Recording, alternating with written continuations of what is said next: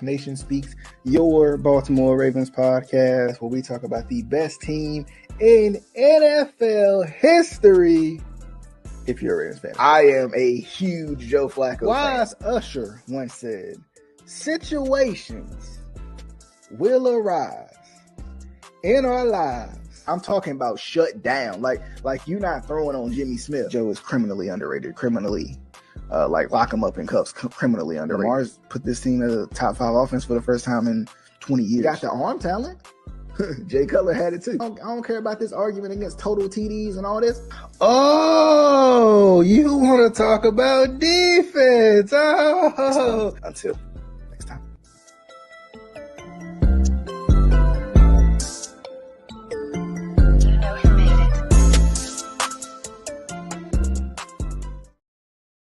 All right, what is going on, good people? We are back at it again. It's Flock Nation Speaks, your Baltimore Ravens podcast, where we talk about the best team in the NFL history.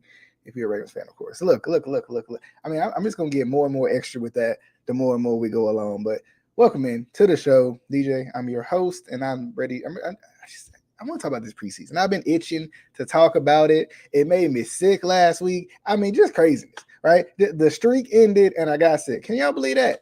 The streak ended and it made me sick. And I tell y'all what, I really didn't care that much about the streak, but it was kind of fun to see how hard, I guess, the Ravens worked to try to keep the streak alive, and how much certain players cared but didn't care because didn't mean anything, but at the same time it did. And then with the depth of everything and all that too, like it was fun.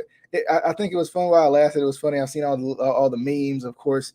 The one that keeps hitting my timeline is the Undertaker meme when they defeated the streak, the 24-0 streak for the Ravens here, right? Like they defeated the streak, and then Undertaker just laying there as the Ravens, and it just says 24-1 on the big screen or whatever. That's always a funny one with me being a wrestling fan and everything. But the preseason, right? Like this has probably been the most invested I've been in the preseason, in training camp, and all of those things. I think a lot of that has to do with the changes that's been going on with, you got a new offense, you got a new offensive coordinator, Lamar Jackson's wearing a wristband, Lamar Jackson's not wearing a wristband, right? How does second year defensive coordinator Mike McDonald, what happens with, with that old situation, right? But there's been a couple of things that I've really, really liked, and more so I think they've been on the offensive end than they had the defensive end. And I mean, that's not necessarily to anybody's surprise. Let's be honest, right? Let's just be honest about things. I think everybody's excited to see what the offense is going to do this year, right? They're excited to see what's going to be different, right? What's the different wrinkles that Todd Monken is going to put into this system that's different, from before. Lamar Jackson had an interview a day or two ago just talking about, like, he was talking to RG3, and RG3 kind of asked him, hey, how does this offense feel different? He just feels like he's in more control, right? He feels like he's given kind of the keys to the car almost, right? He's given the keys to the Ferrari, and he can kind of drive it around in whatever way he sees fit, as opposed to, kind of having the student teacher in the passenger seat with him, right? Which is, that's fun to see too. To see Lamar Jackson feeling like he has a little more ownership in this, a little more of a say in different plays that he sees. He gets a chance to talk about those things with Todd Monken, and they, if they're going to work in Monken's scheme, they talk about it and they implement it. And I think that's fun. I think that's great. Honestly, like that's one of the biggest things that I'm liking about Todd Monken, from what I've heard, from what I've seen, from what you hear the players talk about. It's like, feeling like it's your system too, right? Feeling like it's your offensive system too. It's not just, Greg Roman's complex run game, run heavy, big uglies type system. It's the system that, that's going to put you in the right place to where you need to be. And I love that. And one of the biggest things I've seen, I think, of course, is the use of the back shoulder throw. Where did this come from? Because in Greg Roman's offense, there was no back shoulder throws. There was no like, we gonna throw it up and we gonna trust our guys to come down with it. No. It was, it wasn't simple, but it's just, you can see a couple of different new wrinkles in in the offensive scheme that's like, oh wow, I like that a little bit better. I like to see Zay Flowers catch the ball from behind the line of scrimmage and then take it all the way to the house, catch something short, and then use his speed, his athleticism to do exactly what we kind of wanted other players in the past to do, right? And they weren't allowed to be put in the certain places to be able to do such a thing.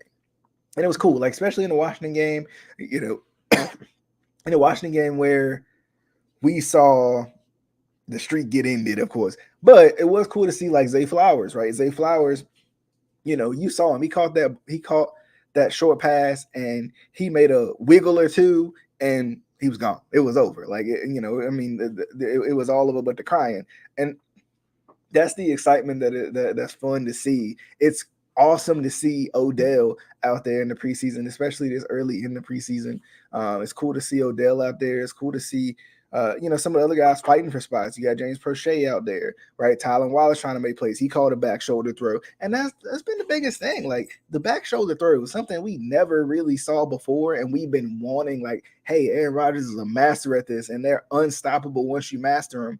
And we're like, where is this, right? Where are these things that other teams do that for some reason we don't do? And I like that. I love the implementation of the back shoulder throws along with the freedom that it feels like at least Lamar Jackson is having to be able to, take the wristband off and truly learn the plays. See exactly like, okay, I see this coverage here, slide him this way, let's do this route here. Like having a little bit more control, because we've seen in the past that Lamar Jackson, when given control of the offense and given a chance to, given time, we talked about this before too, time to get to the line of scrimmage, look at the defense, call out the Mike linebacker, see if some sort of tendency that shifts to man or zone coverage or whatever it is, call out the blitz guy, like whatever, call out the extra guy rushing or something like that. Like when that is there, when he is given the ability to sit down and really look all over the defense, we've seen how successful he can be. And now, like, it feels like with Tom Lincoln's scheme, he's getting a little more time to do that. Not only time with getting to the line of scrimmage before 5 seconds left in the play clock, but also at the same time, like just that kind of time to mesh with the playbook and figure it out. Like going through, we talked about it, I think it was not last week, but the week before, about how the offense was struggling a little bit. And that's okay, because that's the growing pains of how an NFL offense and learning a new NFL offense is. That's what you have to go through. But another thing, that I really loved, and I mentioned it, I mentioned it before. I think this Zay Flowers effect, right? I love this Zay Flowers effect. It feels like Zay Flowers, he comes out and Zay Flowers gives you this just extra wrinkle that you just didn't have before, right? This guy who can, we've been waiting for a guy who you can throw the ball to, let him work, and it's over. Right, we've been waiting for that for years now, right? Hollywood has shown that ability for the time that he was here, but Zay Flowers, I think, shows that ability and even more sometimes, right? Like that's what I like about that, and it's cool to see. Like it's gonna be cool to see when you can finally get the guys back together, because RG3 had mentioned the kind of the dogs that were on offense. You got J.K. Dobbins, he mentioned him, he mentioned Zay Flowers, he mentioned Odell. And Lamar said, "Don't forget about Rashad Bateman," right? And like that's why, that's why I love Lamar too. Like he has respect for these guys. He's gonna lift his guys up, and he knows how good Bateman can be. We've seen how good Bateman can be. It's just gonna depend on if Bateman can stay on the field. That's gonna be the biggest thing. We've talked about this before, like the old cliche, health is wealth, and all that. Like we know if the Ravens stay healthy, they're gonna be a dangerous team, regardless of the Steelers out there, regardless of the Bengals out there, regardless of the Browns out there and what they might do. It don't really matter. Like the Ravens are at the top of the league when healthy. But that's the pending discussion is when healthy. If the Ravens stay healthy, I think everybody can be in a consensus that the Ravens can be really good. But that's been the tough part lately. But we'll see. We'll see how it goes. We'll see how it goes. And I think that's those are some of the biggest things, especially offensively, right?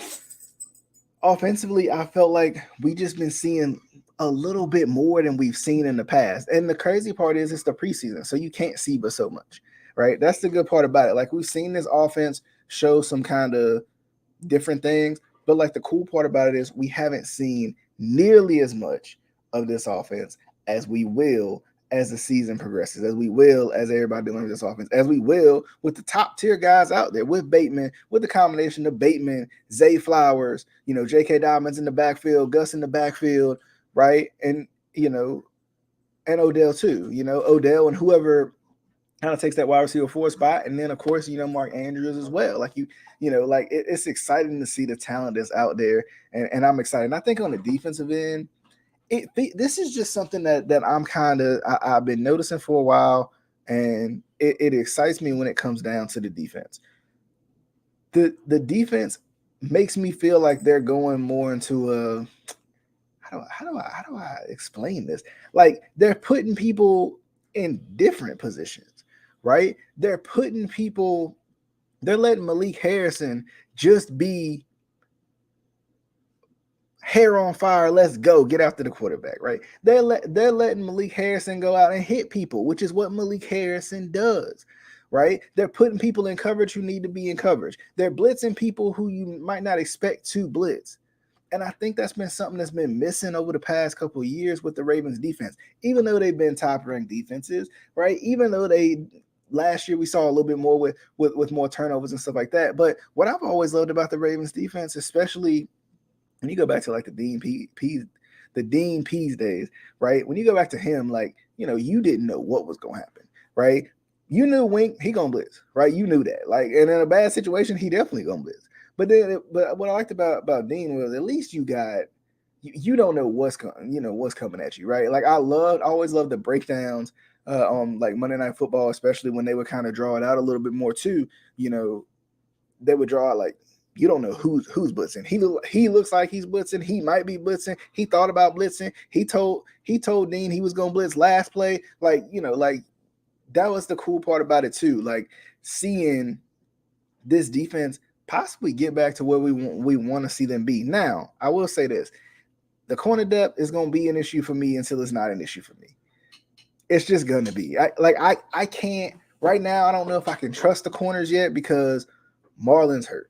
Right, Marlon's hurt. Rocky Sin's coming back, but and really this third preseason game is going to be interesting to kind of see like what happens. I know they signed Ronald Darby. I'm interested to see if he plays as well.